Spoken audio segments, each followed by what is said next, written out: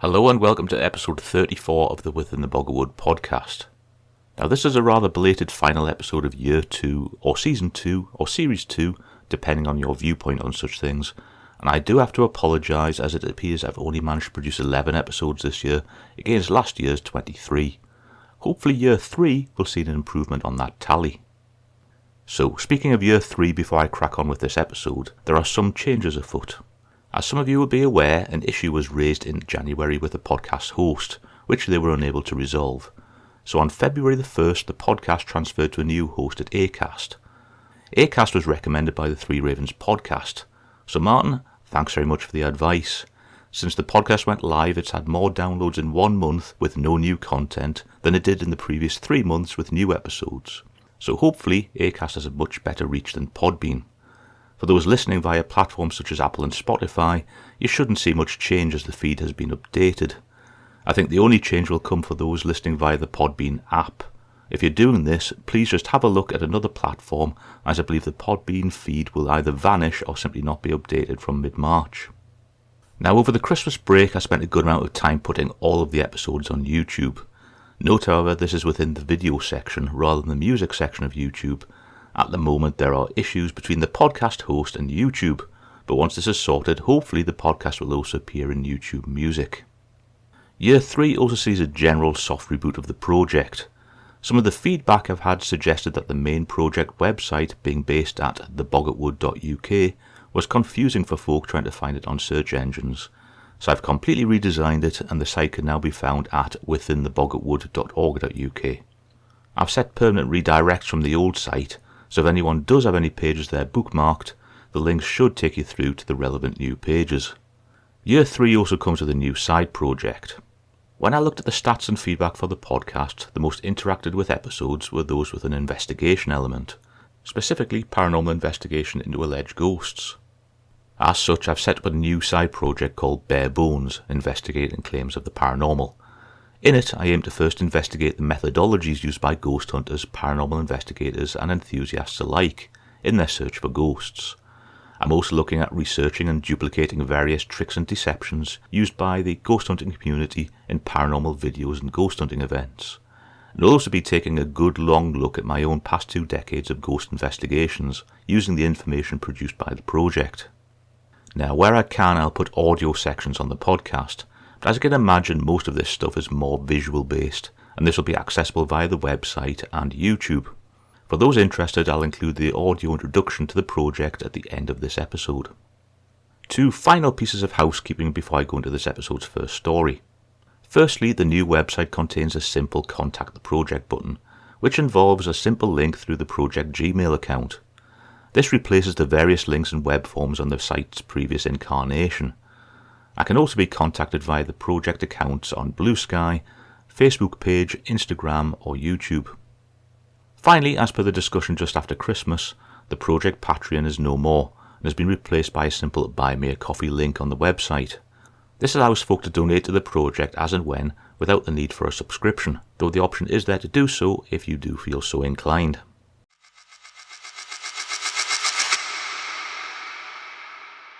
Today's first story takes us to County Durham in the northeast of England and the tale of the Sockburn Worm, or the Sockburn Falchion. Now for those long-term listeners, you'll have noticed I've already covered the Lambton Worm and the Laidley Worm, with worm of course in this case referring essentially to a legless dragon rather than an overgrown garden worm, or perhaps in some cases a snake or serpent. There's a tale, if I remember right, from the New Forest of a worm or legless dragon with a flaring neck that spat venom, which for all the world sounds like a cobra. Could a traveller who'd visited Africa have brought back a cobra and had escaped? Certainly to the medieval English local, a cobra wouldn't be something they'd see every day, and the encounters would soon turn into a thing of legend. So back to the Sockburn Worm. It is thought that the tale had a huge influence on Lewis Carroll and his poem Jabberwocky, though I have to admit my own memory of Jabberwocky centres more around the Terry Gilliam and Michael Palin movie from 1977 rather than the original poem. Interestingly, the legend of the Sockburn Worm may actually be the oldest dragon legend in the northeast of England, with a tale told in a manuscript dating between 1625 and 1649, during the reign of King Charles I.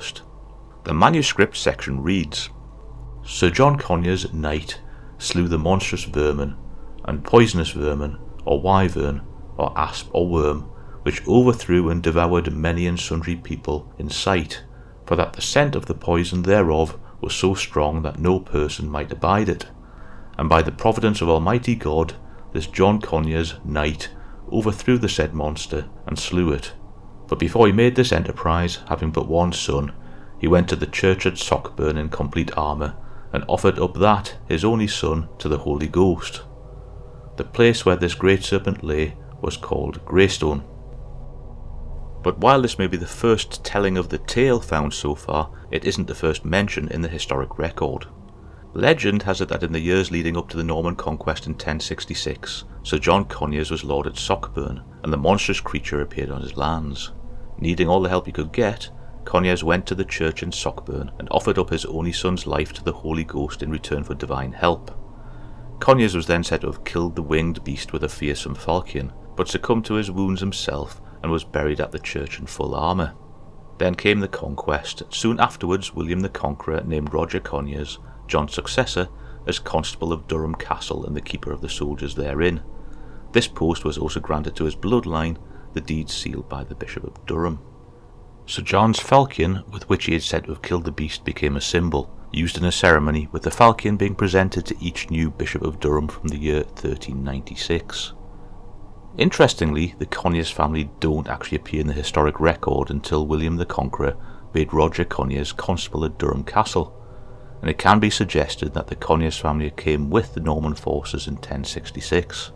There appear to be no historical record showing if the hero knight John Conyers even existed, though as ever, if anyone knows anything different, please get in touch. One theory is that the worm is a representation of a Scottish raid in the year 1143, which breached south and sacked Durham, only to be defeated and turned away by Roger Conyers and an alliance of local lords. Back to the falchion though. A falchion is a curved sword, and the one in question is currently held in the Durham Cathedral treasury. Falchions weren't designed and used until the 13th century, and the design in question suggests that it could have been made late in the 13th century, with a lion, eagle and dragon motif pommel and hilt. This obviously would put the sword being made 2 centuries after it allegedly killed the worm. The sword was presented up to 1826 to the new bishop in public. Then it was presented privately in 1860. It was then kept at Sockburn Hall until 1947, when it was presented to the Dean and Chapter of Durham Cathedral. In 1994, the old custom was then renewed when the new bishop took office in that year.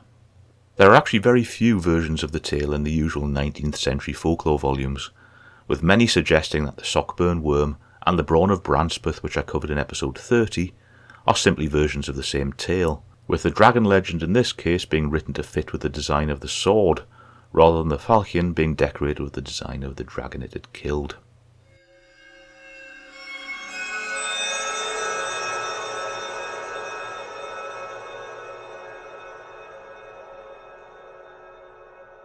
The next tale comes from William Brockie's Legends and Superstitions of the County of Durham, published in 1886.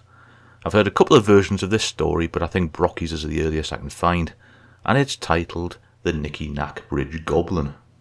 Many years ago, when there was no public house either in the village of Tuddow or nearer that place than at Sunderland Bridge, a company of reapers had assembled at a farmer's house to enjoy a mell supper.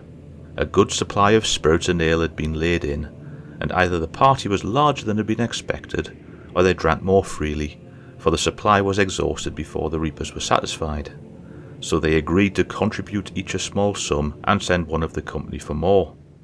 The mission was entrusted to a poor fellow who was defective in intellect, and we had been absent nearly 3 hours, the distance being only about 1.5 miles. Several began to be impatient for his return. At length one of them swore, with a deep oath, he would wrap a sheet round him and would meet him in the Nicky Nack Field and frighten him. Accordingly, he procured a white sheet, drew it round him, and stalked out to meet the poor man. His companions waited long. Hour followed hour, and yet neither the reaper nor the messenger appeared. At last, when their patience was exhausted, and morning began slowly to break, the latter rushed in among them, pale and trembling. When they asked him if he had seen anything, he said, "Yes, I saw a white ghost which came and frightened me much, but I saw a black one behind it, so I cried, 'Black ghost catch white ghost,' and the white one looked about, and perceiving the black one, screamed out amain, and attempted to run away. But the black one was too swift for him, and after much struggling he flew away with Whitey altogether. When day dawned and the peasants ventured forth to seek their companion, they discovered in the field of the Nicky Nack a few fragments of the sheet in which he had been wrapped, but he himself was neither then nor ever afterwards found.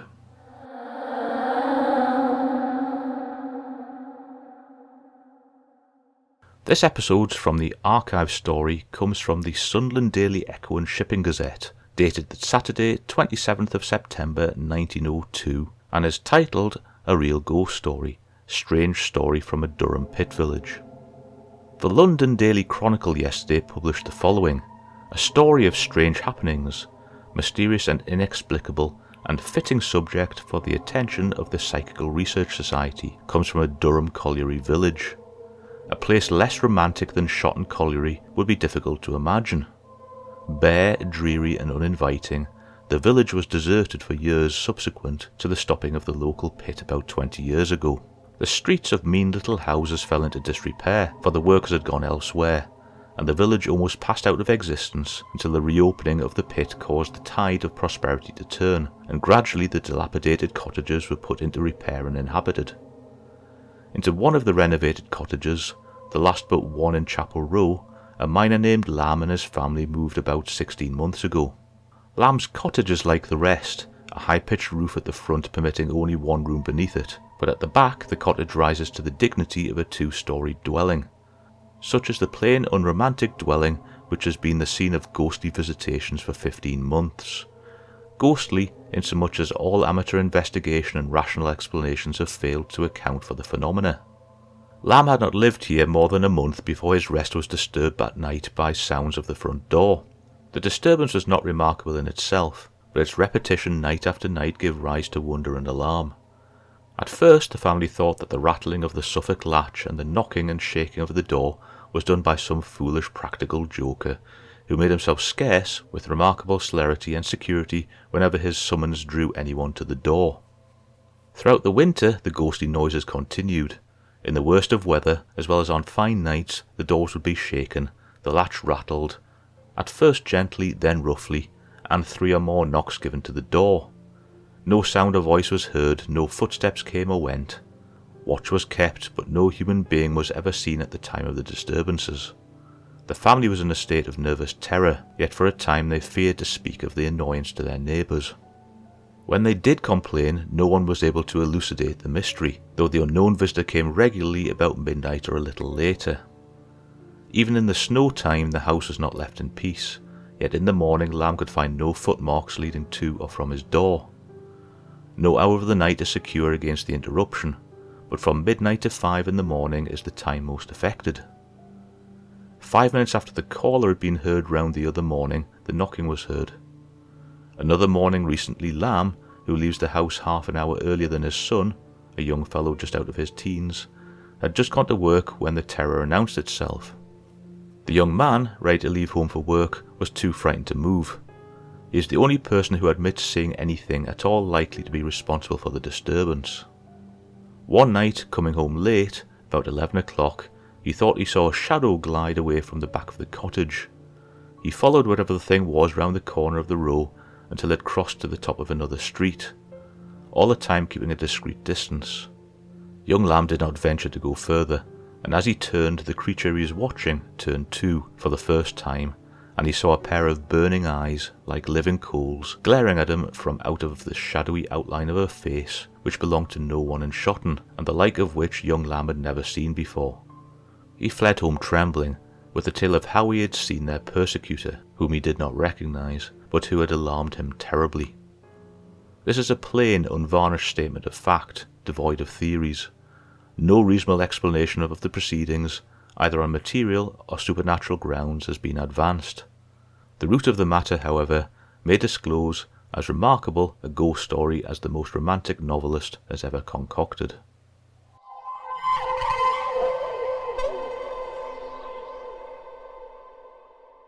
The final chapter of today's episode is an introduction to the Bare Bones project. This audio was taken directly from the video introduction.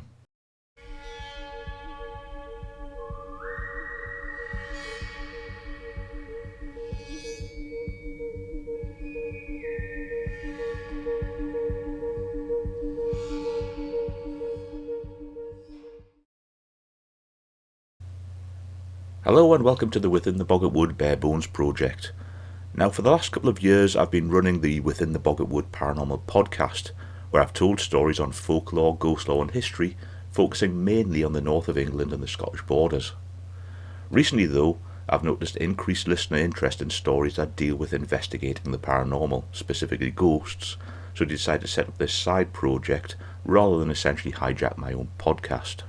The aim of the Bare Bones project is to investigate claims of the paranormal, but with a rare twist on what you normally find online, as initially I'll be investigating the investigation methods used by paranormal enthusiasts, ghost hunters and paranormal investigators in their hunt for the ever-elusive evidence of ghosts. Just to clarify straight away though, this is not a debunking project.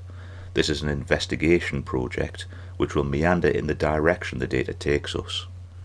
Overall though, inevitably, investigation does lead to debunking in some cases, as in my view you simply can't actually claim to investigate the paranormal without actually debunking where the evidence identifies the need.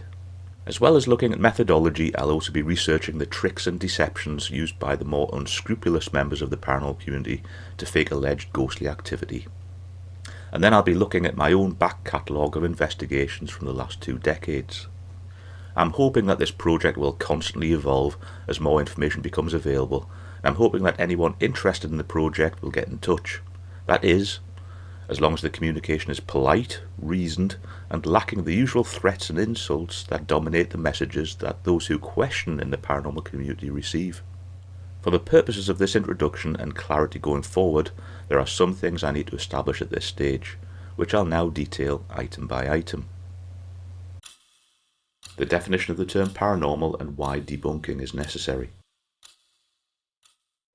So if you're still here and haven't thrown anything at the screen yet, let me explain my view on this. Initially though, the first thing to look at is the definition of the term paranormal. If this comes over as a little condescending in any way, I do apologise, as it's not meant to be, but I think it's important to look at this with the most basic element first. For something to be classed as paranormal, it must be something not explainable by known science. Therein lies the issue, because I can honestly say, with everyone that I've ever known, I don't believe I've met one person with the whole depository of human scientific knowledge in their brain. So how can your normal person even recognise a paranormal event if they don't know what is actually explainable by science and what isn't? So again, from my point of view, what we as individuals see is what I'd call perceived paranormal, where an alleged paranormal event is identified based on the limits of our own personal knowledge, biases and experiences. Very basically put, given a single event, a person with a background in medicine may have a different interpretation to someone with a background in chemistry, or physics, or engineering, or archaeology, and so on. Folk with the same skill sets mentioned above may also interpret things differently, depending on their personal religious belief system. I hope you can see where I'm going with this.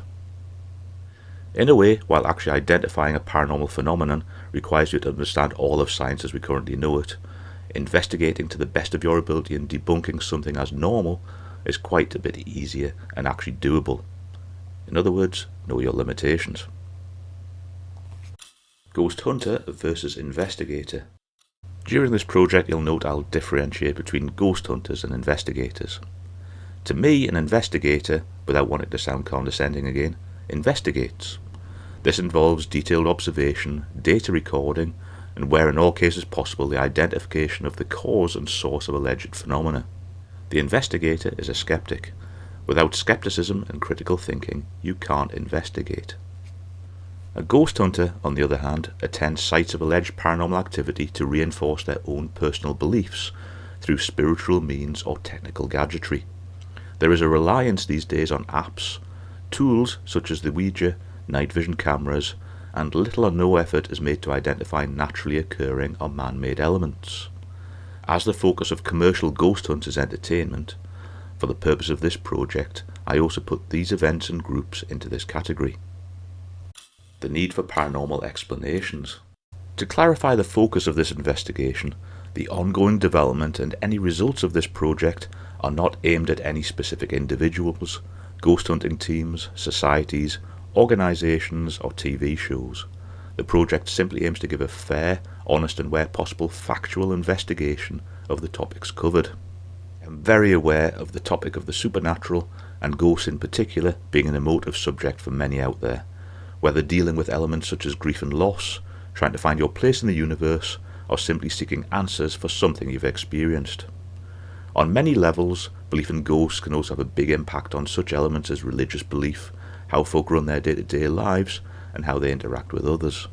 Now, one element that I haven't seen change much in the last 20 years is how many folk in the paranormal community gravitate towards certain personalities, specific ghost hunters and presenters, for example, with a number of groups and ghost hunters out there developing almost cult-like followings, where everyone perceived as having a go or debunking their idols is immediately targeted with threats of violence, bullying, hate, and these days social media campaigns to bring down the perceived aggressor. I will state again, this project is not aimed at any individual or group, so if you as a follower of a group perceive such a link, then that actually falls to you and may highlight an issue with your own idols. In this project, I will not be doing any debunking of named groups and individuals. There are some really good folk out there that already do that, so if that's your thing, then look them up. I'm tempting to put recommendations on my YouTube channel when I work out how to do it. For entertainment purposes only. Can anyone in the UK recall the BBC show Ghost Watch, first aired on Halloween 1992? The show was billed as a live investigation into what was portrayed as a poltergeist-infested house, presented by the then well-known personalities of Michael Parkinson, Sarah Green, Mike Smith and Craig Charles. The show starts with the background behind the haunting, showing two young kids terrified in their bedroom as things fly off shelves while they scream and cry, allegedly recorded on a CCTV camera. The show then moves into interviewing the family being affected by the poltergeist, before moving into the live investigation properly, including elements of possession, poltergeist activity caught on camera, and one of the presenters being trapped with the angry ghost. Now, bearing in mind this wasn't normal on TV at the time. There just weren't any ghost hunting shows on TV and no internet like we have now, and to the vast majority of people watching, the events of that show were happening in front of their eyes and were real. BBC statistics from the time showed that they received approximately 1 million calls from viewers that night, most angrily complaining about the content and not realising that the reality was that the show was what is now called a mockumentary, and that the whole episode was entirely fictitious, and other than the presenters, everyone they were watching were actors. One of the major problems was that one of the presenters, Sarah Green, was a much-loved children's TV personality, and many parents had assumed that as she was in it, the show would be suitable for their kids. But it was simply a horror story of a new kind for Halloween that year, based on the case of the Enfield poltergeist. It was designed to frighten, shock and leave the viewers with a massive sense of unease. But no one had even considered the psychological impact it would have on the unprepared and in many cases young audience. The impact in fact was bad enough that presenter Sarah Green had to make an announcement later on her children's BBC show to categorically state that the show hadn't been real. But for some that wasn't enough. The Broadcasting Standards Commission received 35 complaints, but only one of them showed the true repercussions of the show. One of the young audience, an 18-year-old with learning difficulties, became obsessed with what he'd watched, and 5 days after the broadcast he took his own life, leaving a note to his family saying, "If there are ghosts, I will be with you always as a ghost." Obviously, his family blamed the show, and when the Broadcasting Standards Commission refused their complaint, they took it to the High Court and won a judicial review requiring the Commission to review their complaint. Their ultimate ruling was that the BBC had a duty to do more than simply hint at the deception it was practicing on the audience. In Ghost Watch, there was a deliberate attempt to cultivate a sense of menace. It was classed as unnecessarily graphic and frightening, and that the use of children's TV presenters meant that some kids got to watch a programme they really shouldn't have. In fact, a study reported in the British Medical Journal 2 years later reported on the show having caused post-traumatic stress disorder in 2 10-year-old viewers, with peer reviews citing a further 4 cases in kids between 11 and 14, though in these cases the symptoms were fleeting and more akin to extreme anxiety. Now, taking all this into account, fast forward to present day. The content shown now, as a matter of course, is much more aggressive in nature, as that's what brings in the views, and again as mentioned before, a lot of these shows have developed cult-like followings who hang on their every word. Some of these shows use the label for entertainment purposes only. In the early years, the UK show Most Haunted came with that label to tell viewers that their content wasn't real. There are those who will believe it anyway, but at least that simple label shows due diligence, potentially learning from the BBC's mistake in 1992. There are those, however, that don't display that label and present their shows as real. Coupled with the massive increase in the impact influencers now have, these shows open vulnerable viewers to the same, in most cases worse, psychological effects than Ghostwatch did. But when you look at these individuals, groups and organisations, does anything they present, any of the methods used for example, hold any grounding in reality? One of the problems is that despite a growing number of debunkers rearing their heads in the paranormal community, the ratio of critical thinking to blind belief is staggeringly unbalanced. So this bare bones project will look at these things objectively. We'll try to explain in the simplest way possible where many phenomena cited as paranormal by ghost hunters, the paranormal community influencers, and alleged investigators alike have often way more mundane explanations. If even one person teetering on the edge of darkness due to the content of these shows views this and gains calm and understanding from it, then it's time well spent, I think. My personal bias. It is only fair to recognise that while the project aims to be as objective as possible, I'm aware that my own personal bias may occasionally rear its head. For clarity, I've experienced some really weird things that I can't explain, but I class myself as a true skeptic, i.e. a person who questions the accepted norm. I also have a peculiar sense of sarcastic humour as well, which can sometimes appear derogatory, but be aware that I'm my own strongest critic, so if it appears that I'm laughing at someone or something, it's more likely I'm laughing at myself, and probably not in a good way. So how will the project work? First of all, I'd like to say that this isn't replacing the Within the Boggart Wood podcast, it'll run alongside it. Also, this isn't my job. Professionally, I run my own archaeological consultancy and practice, primarily dealing with planning condition archaeology and historic building recording, which as you may imagine takes up a lot of my time. So the answer as to how this will work can be answered as slowly. The first section of the project, to get the ball rolling so to speak, looks at a passion of mine, photography, and examines how photographic effects and practices have been misconstrued as paranormal, and how fakes have been deliberately made. I've also put up a couple of short episodes in the deception and trickery section, and I've linked my podcast episodes relating to the investigations as a placeholder in that section for now. Down the line, I'm hoping even where an investigation section in the website looks complete, it'll change and grow depending on new information or feedback I receive, so it'll become more fluid as time progresses. So without further ado, please have a look at the project at withintheboggartwood.org.uk/barebones. I hope you find the content informative and enjoyable, and do feel free to get in touch. Contact details and potential repercussions if you misbehave can be found on the website. Cheers everyone.